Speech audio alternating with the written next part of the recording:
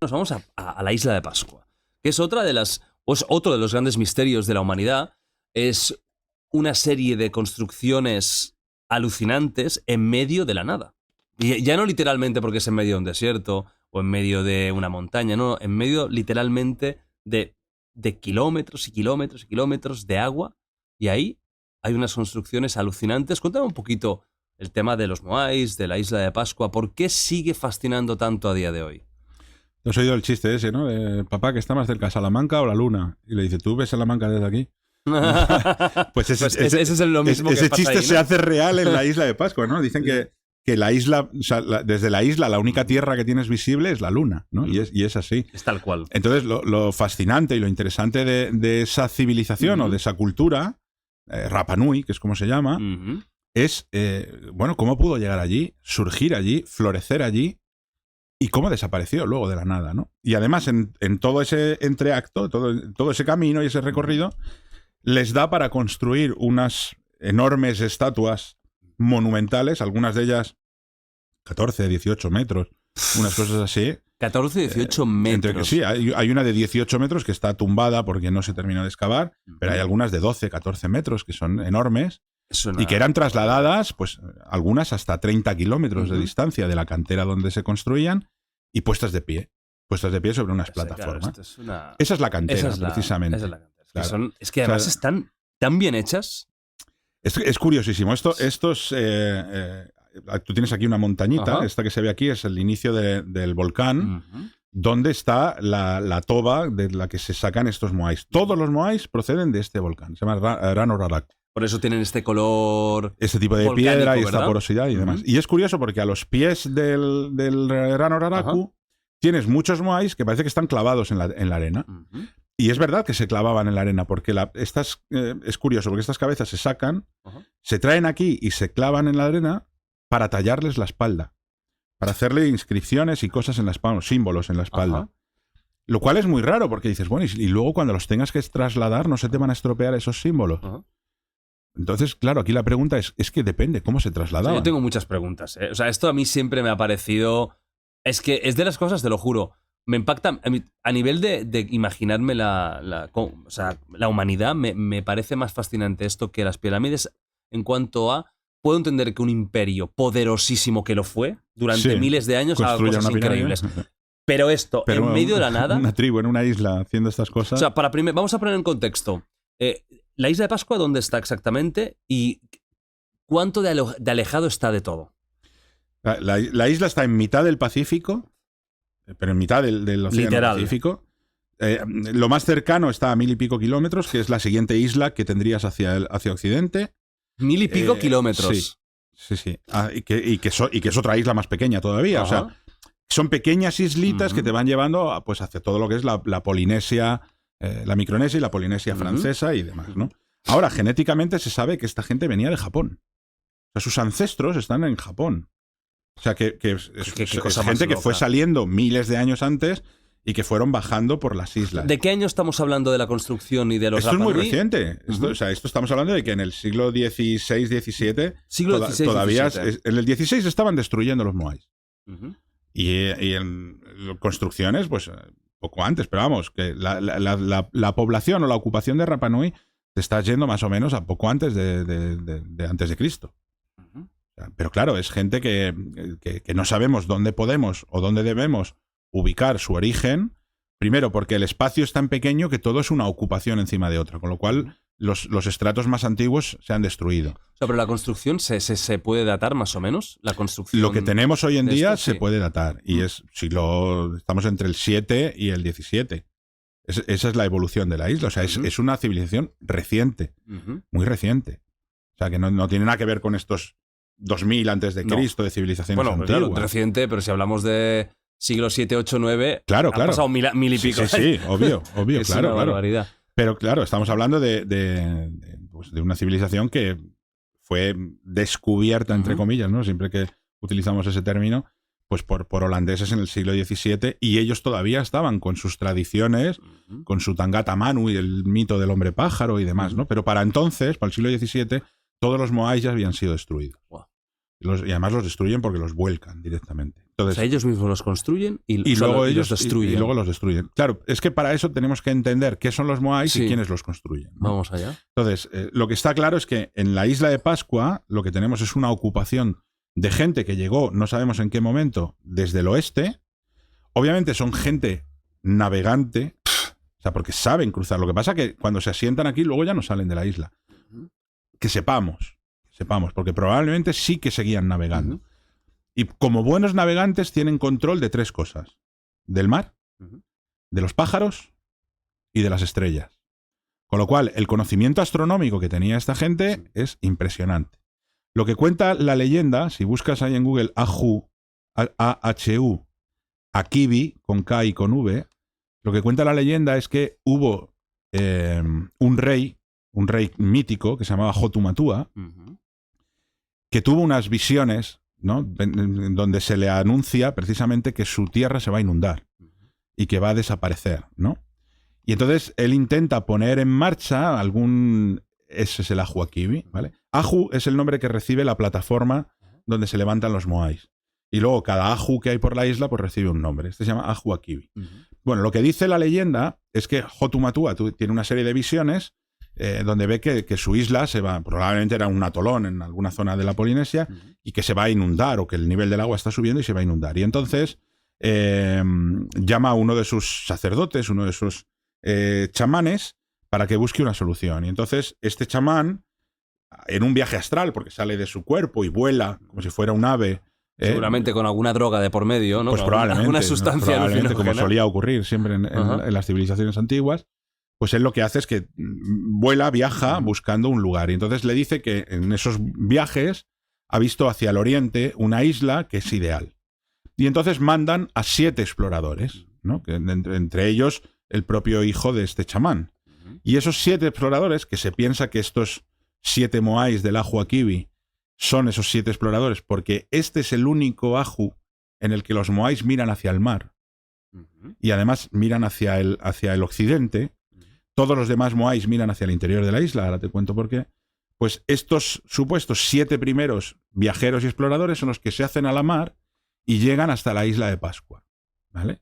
Uno de ellos es herido por una tortuga y se queda allí, y los otros 6 vuelven. ¿Herido por una tortuga? Sí. Ya es mala suerte, ¿eh? No, es que cuando llegan, la leyenda dice que cuando llegan con mucha hambre y ven una tortuga y se la intentan comer. Y es una de esas agresivas. No, es una divinidad que les dice vale. que tal Todo y que esto cual. Es mítico. Todo es mito, claro, es el mito de Hotumatua, ¿no? Y de los primeros arikis, que es como llaman a sus reyes, ¿no? Estos son los 7 primeros arikis. Entonces 6 de ellos regresan para decirle a Hotumatua que han encontrado esa isla y que pueden ir todos para allá. Y entonces así es como míticamente se produce la población y la ocupación de aquí. Lo que no se sabe exactamente ¿Cuándo? Ni cuándo y ni cuál es el origen exacto de qué isla venían ni dónde estaba. Es de Japón, eso sí, ¿no? Porque genéticamente... No, pero yo te estoy hablando de una genética mucho más antigua. Mucho más antigua. Ellos probablemente venían de atolones que estaban en torno a las islas Pitcairn o esa zona de lo que es la Polinesia. En cualquier caso, esto lo que nos dice es que los que llegan... Para que la gente tenga un poco presente de qué estamos hablando. Exacto. Eso está aquí. Exacto. Y fíjate, lo que yo te digo, lo más cercano es la Polinesia francesa, las Islas Cook y demás. Por aquí, a medio camino, hay una isla pequeñita que se llama Pitcairn. Luego, lo más cercano, si no, sería Hawái. Sí. ¿Vale? Subiendo, Hawái está allá arriba. Sí. ¿Vale? O ya te ando para Chile. Estos son las Galápagos. Y si no, ya sería Perú. Que de ahí es donde viene la teoría que propuso Thor Heyerdahl en su momento, de que no era gente que viniera del oeste, sino que vinieron del este, y era gente relacionada con el mundo inca, ¿no? O pre-incas.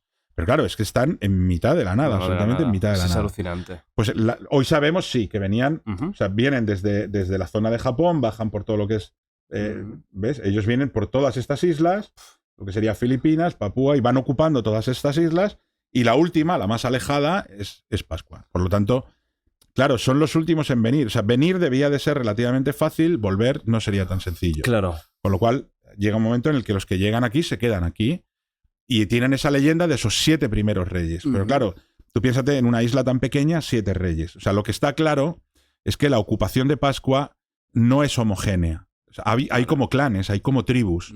Y la isla rápidamente se divide, no es redonda porque es un triángulo, pero se divide como si fuera por sectores. Desde el centro de la isla hacia afuera. ¿Por qué? Porque lo que quieren es que todas las tribus de la isla tengan terreno en el interior y costa en el exterior. Entonces es como que toda la isla se divide en franjas, ¿vale? Desde el centro. Y cada una de esas tribus o de esos clanes va ocupando esas franjas. Claro, esto nos explica muchas cosas. Lo primero, el tipo de pensamiento. Es gente que adora al sol y es gente que adora el mar. Viven prácticamente de la pesca, agricultura hay muy poca, ganadería cero, porque ellos no tienen animales aquí. De hecho, a día de hoy los animales que hay han sido introducidos desde fuera, o sea, los pocos caballos que hay. La comida de 8 a día de hoy se sigue proveyendo desde un buque que viene desde Chile.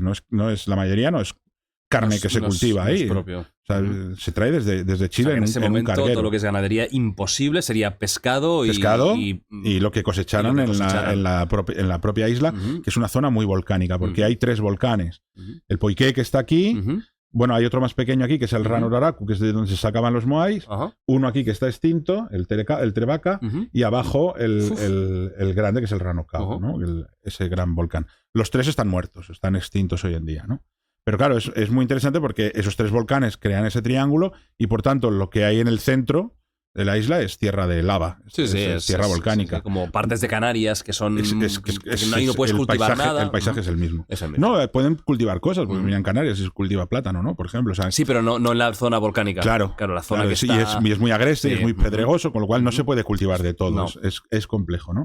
Pero bueno, es gente que se ocupa aquí. Entonces, es gente que no solamente rinde culto a esos dioses, el sol, el mar, no sé qué, y demás, sino que el culto principal es a sus ancestros, a sus antepasados. Entonces, cuando uno de sus arikis de la tribu muere, se convierte en un ancestro que vela espiritualmente por la tribu. Con lo cual, se le construye un moai. El moai es la representación de un rey antiguo. Y probablemente se entierra en la zona ceremonial de su territorio de la isla, que es debajo del Aju, y sobre el Aju se levanta un moai de nuestro ancestro. Entonces, hay lugares donde solo hay un moai, hay lugares donde hay 12 moais, ¿vale? O sea, hay zonas... Sí, que no hay una lógica. No hay una aparente. lógica. A priori no hay una lógica más allá de... Son lugares de culto de nuestros ancestros. Y a lo mejor a no todos los ancestros se les levanta un moai, sino reyes concretos, algunos que se convierten medio en santones o gente por el estilo, ¿no?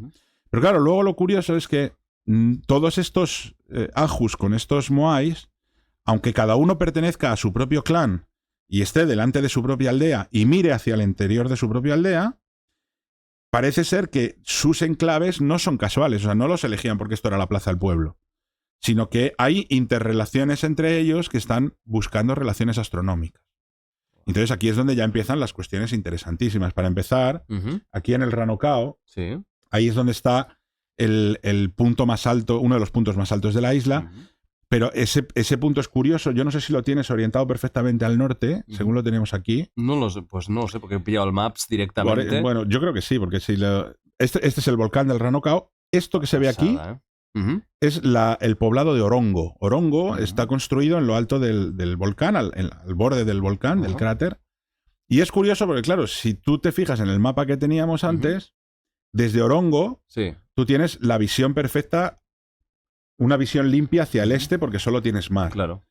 Pero, teniendo en cuenta que la salida del sol entre los equinoccios, que es cuando sale por el este, y los solsticios varía 23,6 grados, que es lo que tiene la eclíptica, es decir, la inclinación del eje de la Tierra. Tú sabes que el sol en verano sale más a la izquierda, en invierno más a la derecha.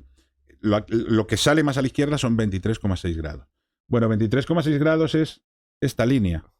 Con lo cual, desde Orongo, tú ves el eclipse, o sea, tú ves la salida del sol en el equinoccio, pero en el solsticio sale por encima del otro volcán. O sea que está puesto al azar. Las ubicaciones de los enclaves en la isla son interrelaciones calculadas para controlar la astronomía en la isla. Y claro, eso te abre una visión nueva de toda la isla, de todo Rapa Nui. Y por qué cada moai mira hacia un sitio concreto y por qué se orientan de una forma y otra. Y al final te das cuenta de que todos son perfectamente orientaciones astronómicas dentro de la isla. O sea, esta gente eran auténticos astrónomos. Y claro, hay cosas que de entrada te vienen. Primero y hablamos de las pirámides. ¿Cómo se construyeron? ¿Pero cómo coño se construyó esto? O sea, es que una isla tan pequeña, con pocos recursos, entiendo. ¿Cómo hacen estas figuras monumentales gigantes de 15 metros? ¿Cómo lo hicieron? La pregunta y realmente el reto no es tallar el moai, porque aquí no estamos hablando de granito, ni de diorita, ni de esquisto. Estamos hablando de toba volcánica, que es fácil, digamos. Es piedra pómez, es fácil, es relativamente blanda, ¿no? Tú la golpeas con otra piedra y la puedes ir desgastando, ¿no? Y luego rasparla y pulirla no es difícil. Lo difícil es el transporte. ¿Cómo traslado desde la zona de Ranoraraku, que está aquí, moais que van a aparecer aquí arriba en Orongo? En lo alto del... Encima, arriba. Sí, hay que... Y además la isla es muy irregular, porque es todo volcánico, hay mucha piedra, no hay caminos, no hay... O sea, que no es decir, arrastro el moai con un trineo, como en Egipto, las piedras de las pirámides. No puedes hacer eso, claro. Aquí no puedes, ¿no? Y además es curioso por lo que te decía, cuando tú vas a la cantera, los moais se tallan en la ladera, se dejan resbalar, caen a los pies, se clavan en la arena y ahí se tallan la espalda. Claro, si tú luego vas a tumbar ese moai para arrastrarlo hasta donde lo vayas a levantar, se te puede borrar. Sí, o sea, se va a dañar. Se va a dañar. O sea, si lo llevas boca abajo, se le va a dañar la espalda. Si lo llevas boca arriba, la nariz... La facción, bueno, sí, claro. O sea, las narices o lo que sea. O sea, ¿por qué los tallaban y los perfeccionaban en el lugar de la cantera en vez de en el lugar donde los levantaban? Cuando los llevaban a los lugares donde lo iban a levantar, ya estaban terminados. Lo único que les faltaban eran los ojos, que se les ponían luego allí in situ porque era lo que le devolvía la vida al ancestro, al antepasado. Bueno, pues la cuestión está en que las leyendas de los Rapa Nui dicen que los moais caminaban hasta los lugares donde iban a estar ubicados. Y entonces durante mucho tiempo se planteó cuál era la hipótesis que había detrás de que caminaran. Y entonces, bueno, siguiendo lo que dicen las tradiciones de los lugareños de la isla, la mayoría de ellos murieron porque se los llevaron como esclavos a Perú. Los que se quedaron murieron por enfermedades que introdujimos los europeos que ellos no tenían. O sea, no queda donde tirar del hilo para saber poquitos, exactamente cómo lo hacían. Y los que quedan Qué pena. Están muy influenciados por cultura peruana, cultura chilena. Pero ojo, hay un movimiento de recuperación de la lengua, de recuperación de la escritura rongorongo, Rapa Nui, ¿no? Rapa Nui, ¿no? y de mantener su linaje y sus ancestros. Entonces, esta gente todavía, pues en la época antes de la esclavitud y demás, decían que efectivamente se llevaban caminando. Entonces se hizo un experimento de arqueología experimental, ¿no? O sea, que lo que pretendía era, primero se intentó con un moai y luego vieron que a lo mejor lo dañaban y entonces lo dejaron e hicieron una réplica donde lo que hacían era atarlo por abajo, atarlo por la mitad y atarlo sobre todo en la cabeza. Y luego ir como haciendo así, ¿no? A banda y banda. Exacto. Lo que hacían era bambolearlo y se podía. O sea, se demostró que se podía, que el moai anda. O sea, tú lo levantas y bamboleándolo y otros tirando delante y demás. Entiendo que con mucha gente... Con mucha gente cuidándolo. Y de hecho, claro, nosotros tenemos aquí en la isla, hay muchos que están caídos boca abajo, que se les ha roto el cuello y se abandonaron. O sea, que la hipótesis cuadra con lo que encontramos arqueológicamente en la isla. Porque claro, ya estás viendo que no son caminos llanos. No. O sea, habría que llevarlo... Yo me imagino que habría lugares donde sí que se dejaría rodar ladera abajo, pero... Hay otros lugares en los que parece ser que se llevaban caminando. Y o eso es lo que parece difícil. Sí, parece ¿no? fácil. No, al revés, yo lo veo difícil porque imagínate subirlo arriba del volcán. Sí. Fíjate que hay algunos ajus donde todavía tenemos rampas construidas con el moai encima, que se abandonaron porque se iban a levantar y no se levantaron. Entonces, tú ves el aju y ves una rampa de piedras y lo que hacen es arrastrar el aju hacia arriba, pero arrastrarlo. Y además se ve como que le habían puesto algo para proteger las facciones. Joder. O sea, que probablemente, aunque fuera con musgo, con cañas, con chamizo, con totoras, con lo que fuera, le protegían para luego arrastrarlo sobre las piedras e ir levantándolo. Pero todo ese proceso está muy documentado en la isla. Lo único que no sabemos es el proceso desde aquí hasta donde lo levantaban. Y la hipótesis es que iban caminando. Qué fuerte. Qué bestia. ¿Y por qué los destruían? Pues porque llegó un momento en la isla en la que hubo enfrentamientos entre clanes. De hecho, está muy documentado.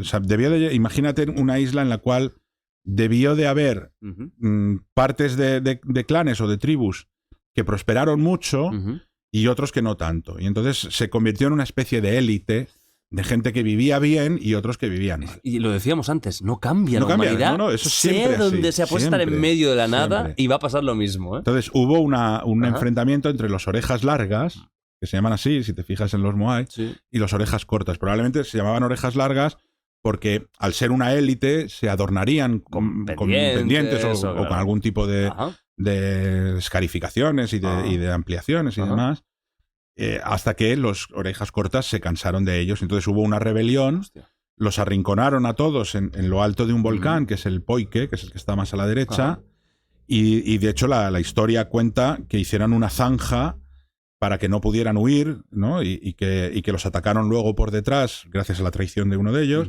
y los arrinconaron y los fueron matando y echando a la zanja y luego los prendieron fuego. Y esa zanja se ha encontrado, arqueológicamente se ha documentado, esa matanza. Entonces, llegó un momento en el que los propios enfrentamientos entre los clanes hizo que los clanes rivales volcaran los moais de sus antepasados. O sea, simplemente los volcaban hacia adelante, que era la forma de decir, tus ancestros han caído, tu tribu ha caído. Vosotros ya no existís, ¿no?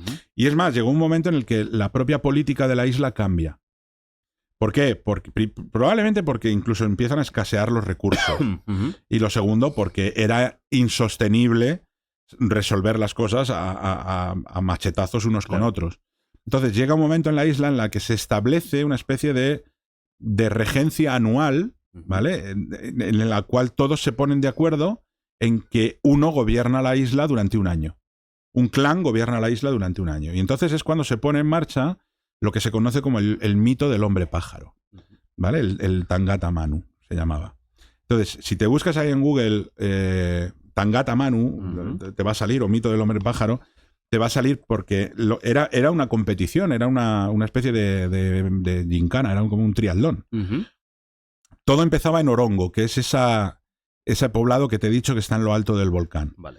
Entonces, cada uno de los arikis de los clanes, cada uno de los líderes de los clanes, porque ariki solo había uno ya, cada uno de los líderes de los clanes elegía un competidor que iba a representar a su... Como los Juegos Olímpicos, pero de 1000 habitantes. Sí, exacto. Entonces, él era el que iba a representar a su tribu. Justo, esto era lo que yo quería. ¿Vale? Porque esto es el hombre pájaro que está ahí tallado en las rocas de Orongo. Como con una pluma. Al ganador. Al ganador de la competición. Claro, lo que hacían era, cada tribu o cada clan elegía a su competidor que iba a representar a su candidato a rey, a su candidato a Ariki de la isla. Que no era una cosa ociosa. No. No era algo como... Estaba en juego ser el rey de la isla durante un año. Cuidado, ¿eh? Entonces, ¿en qué consistía la prueba? Estaban en lo alto de Orongo. Vale. Cuando daban la salida, porque empezaba el Tangata Manu, tenían que descender el acantilado. Estamos hablando de unos 300 metros de acantilado hasta el mar. Hacerse al mar y nadar hasta esas islas que se llaman motus. ¿Vale? En el tercero de los motus, el más alejado, es donde anida un pajarito, que es una especie como de golondrina o marina, que se llama el manutara. ¿Vale? Entonces, el manutara es un ave migratoria y viene en una época concreta del año y pone huevos en ese motu, en esa isla. Entonces, cuando llegaba el manutara es cuando se convocaba el Tangata Manu. Y todos los competidores tenían que descender el acantilado, nadar hasta la isla, conseguir el primer huevo del manutara y volver de nuevo nadando y ascender otra vez hasta Orongo con el huevo intacto. El primero que volvía con el primer huevo del manutara intacto era el ganador del Tangata Manu, se convertía en el hombre pájaro. Y el líder de su tribu se convertía en el rey durante un año.